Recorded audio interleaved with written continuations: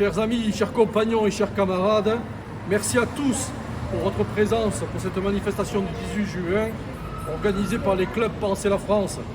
Notre manifestation va se dérouler selon un protocole bien établi.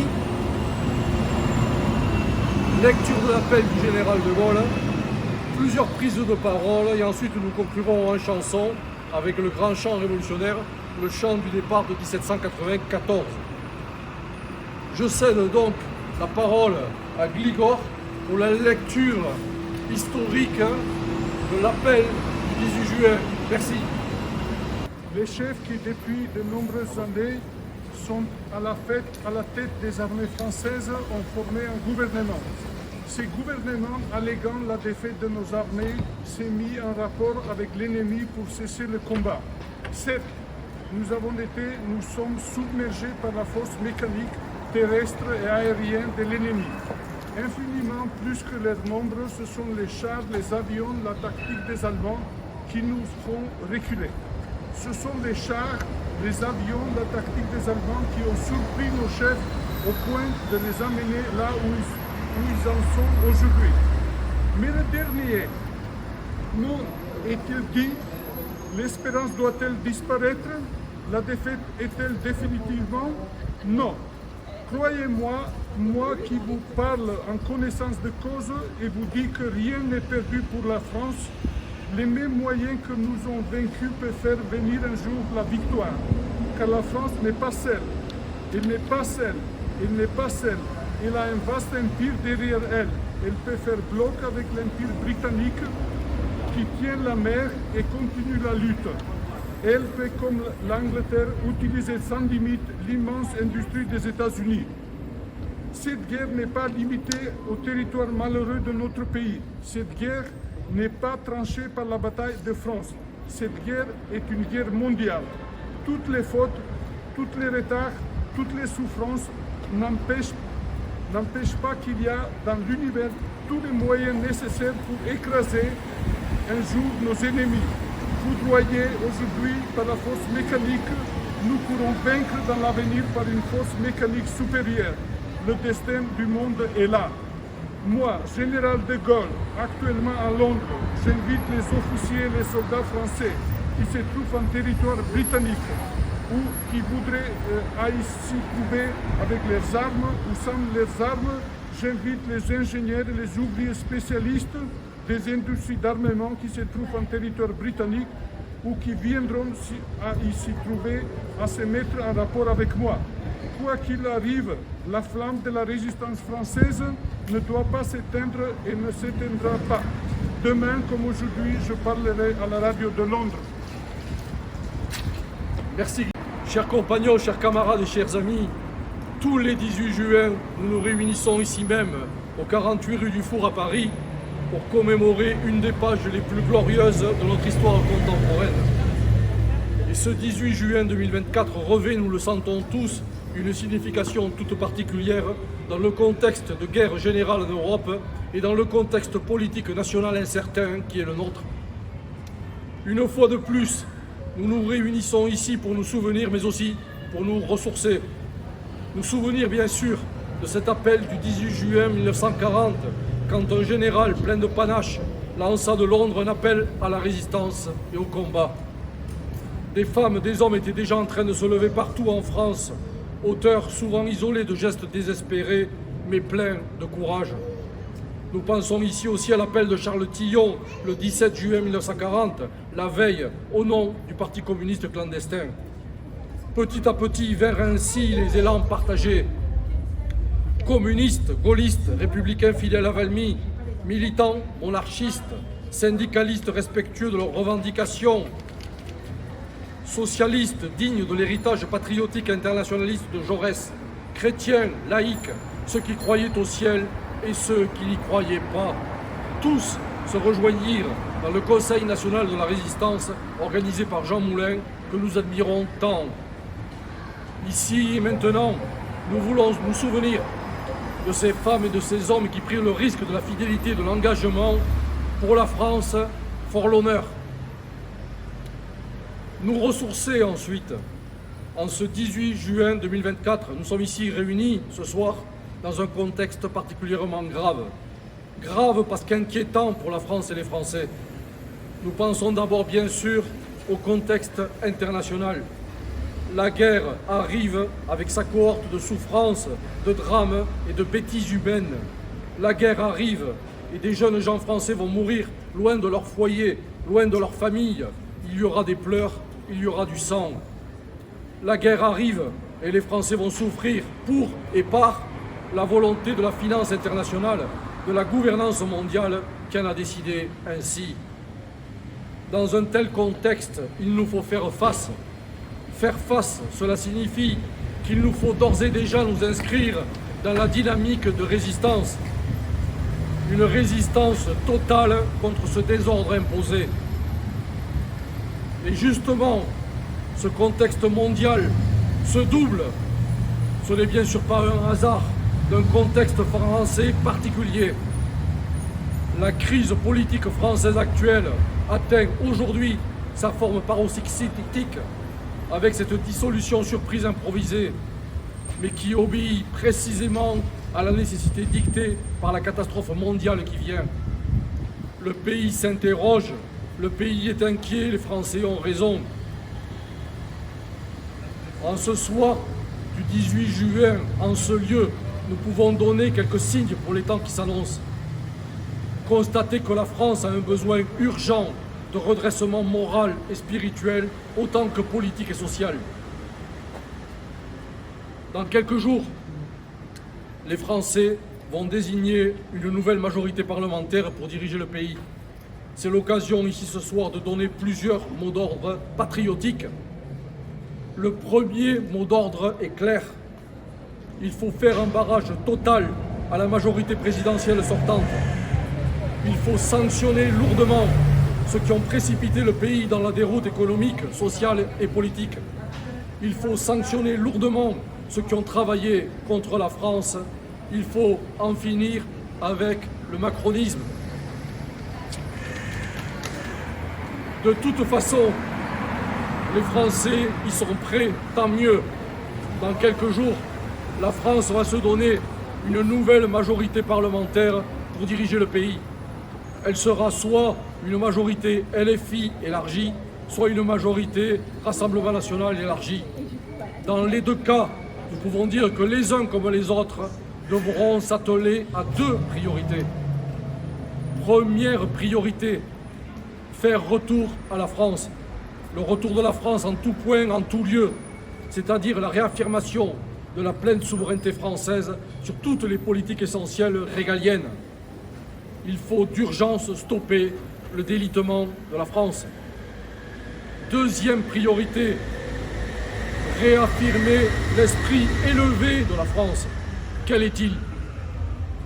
L'esprit élevé de la France, c'est l'esprit du Conseil national de la résistance, celui du CNR historique, celui du programme Les Jours heureux, qui allie l'exigence de l'ordre républicain total avec l'exigence de justice sociale parfaite pour tous les Français, quelle que soit leur origine, en tout point du territoire. C'est le sens de notre présence ici ce soir, en ce jour du 18 juin. Il nous faut réaffirmer une espérance française qui ne peut être que celle incarnée ô combien brillamment par l'esprit du Conseil national de la résistance. C'est cet esprit que nous avons chevillé au corps, car c'est dans cet esprit élevé de la France que se trouvent les ferments du relèvement de la France, les ferments de la France de demain. Je veux dire de la France d'hier, de la France de demain, je veux dire de la France éternelle. Vive la République, vive la France. Merci. Il y a des moments dans l'histoire où se passe un changement très profond. On appelle ça des tournants historiques. Et nous sommes dans un tournant historique.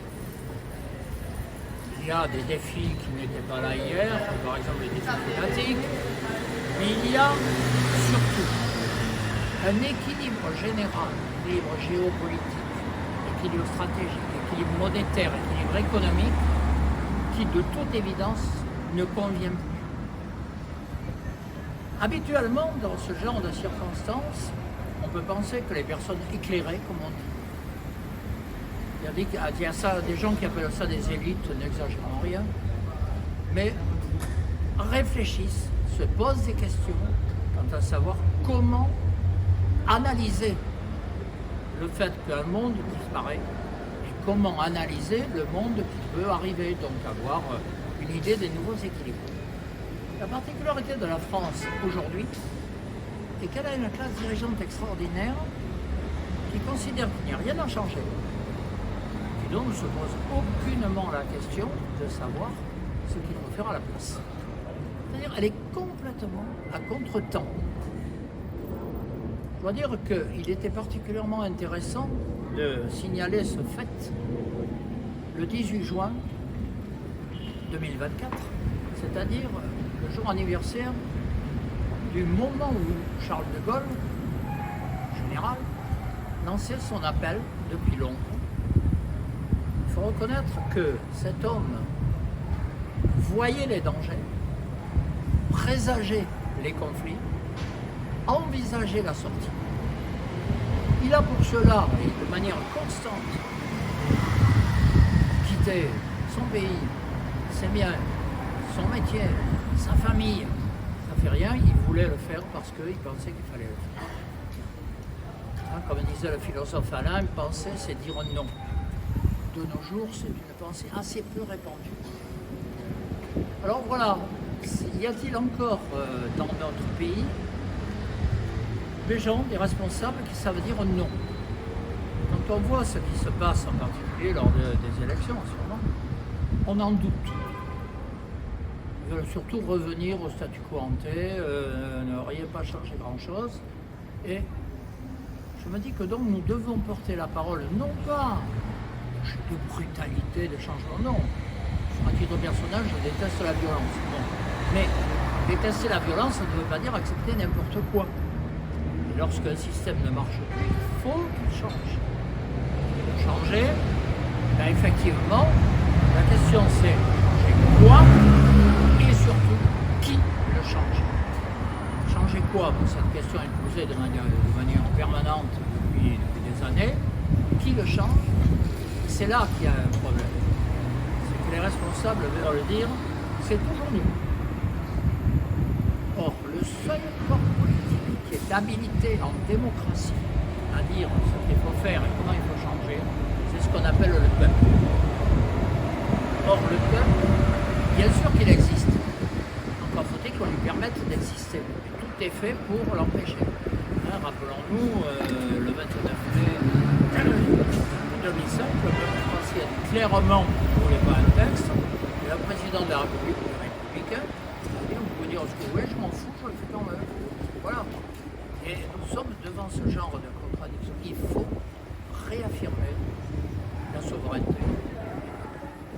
Parce que c'est par là que ça passe dans ce qu'on appelle vulgairement la démocratie. Bien sûr, je sais que tous les dirigeants politiques, tous, disent qu'ils défendent la démocratie, et même qui se battent pour la défendre. L'ennui, c'est que pour la défendre, ils l'attaquent. Du moins, ils ne la défendent pas. Voilà. Alors, nous sommes devant ce problème. Ce problème va se poser, bien entendu, pendant les élections législatives. Nous considérons qu'inévitablement, il faudra à un moment poser la question des institutions, parce que là aussi, ça ne correspond plus. Voilà, non pas qu'il faille obligatoirement faire des choses étonnantes, inconnues, non, parce que la souveraineté populaire n'existe plus dans les institutions actuelles. Et elle n'est plus défendue par ceux qui devaient la défendre. D'où l'idée de constituante, qui n'est pas d'ailleurs une idée neuve dans l'histoire de France, il y en a eu 6, ça en fera une 7e. Mais il faut réaffirmer ce besoin. Et je pense que lorsque le général de Gaulle, le 18 juin 2024, s'est adressé à la France, bien entendu, il s'est adressé à la France en tant que corps historique, il s'est adressé aussi à son peuple en tant que corps politique. Je ne pense pas que lui aurait bafoué un référendum. D'ailleurs, quand il y en a eu un qu'il a perdu, il est parti. Donc, c'est cela qu'il faut réaffirmer, c'est le peuple, de façon pacifique, démocratique et rassembleuse, mais tout le peuple, et pas seulement le peuple une nation. Bon, merci André. Maintenant, nous allons accueillir Monsieur Michel Mourica, ancien ambassadeur du Venezuela à Paris, qui va notamment nous parler de l'idée qu'il se fait de Gaulle et de la tradition historique aussi de Gaulle au Venezuela. Merci, Monsieur l'ambassadeur. Merci. Ok. Bonjour à tous. C'est une date historique. Ce n'est pas une petite date. C'est quelqu'un le 18 juin 1940, isolé, a proclamé qu'il fallait continuer la lutte pour la défense de la patrie et de la France. Pour nous latino-américains et nous vénézuéliens, De Gaulle, c'est une figure historique remarquable. Je me souviens, mon père était intellectuel, professeur universitaire et dirigeant communiste. Au cabinet de travail au département de communication où lui travaillait, il y avait un poster de Vladimir Ilyich Lenin Ulyanov. Mais il y avait un autre poster de Charles de Gaulle, le général Charles de Gaulle. Et tout le monde posait la question, pourquoi Charles de Gaulle? Parce que Charles de Gaulle était un vrai patriote. Sans Charles de Gaulle, la France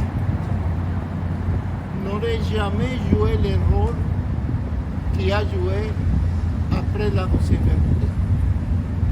C'était impossible. Et sans le concours des républicains espagnols, sans le concours de tout un peuple, c'était incroyable. À la fin de la guerre, et même à la libération de Paris, toutes les principales villes de l'Amérique du Sud, de l'Amérique du Nord, depuis le Mexique jusqu'à l'Argentine, c'était un moment de liesse pour le peuple latino-américain. Et la visite qu'a fait Charles de Gaulle à Venezuela en 1964 a eu tout un succès. Et même la visite qu'il a faite au Canada, pour nous, latino-américains, a été très réconfortant. Au moment qu'il a dit vive le Québec libre. Bon, nous étions à ce moment très proches du sentiment du général de Gaulle. Et je crois qu'il ne faut jamais oublier les leçons du général de Gaulle, même aujourd'hui, qu'on voit un chemin vers les guerres insensées. Et il y a un chemin qui oublie les passés de lutte du peuple de la France. Et c'est dans ce sens qu'une unité du peuple français en défendant sa souveraineté, c'est un grand atout, il faut le faire. Merci beaucoup. Merci. Donc c'est ainsi que se termine notre manifestation du 18 juin. Petite manifestation, mais grande par le patriotisme exprimé. Merci à tous les intervenants, merci à vous d'avoir été là, merci à ceux qui se sont chargés de la prise de son et d'image. Et nous allons terminer par le chant du départ. La victoire en chantant nous ouvre la barrière, la liberté guide nos pas. Et du nord au midi, la trompette guerrière a sonné l'heure des combats. Tremblent les ennemis de la France, roi ivre de sang et d'orgueil, le peuple souverain s'avance, tyran descendez au cercueil. La République nous appelle, sachons vaincre ou sachons périr. Un Français doit vivre pour elle, un Français doit mourir. Un Français doit vivre pour elle, un Français doit mourir. Merci à tous, bonne soirée, bon 18 juin.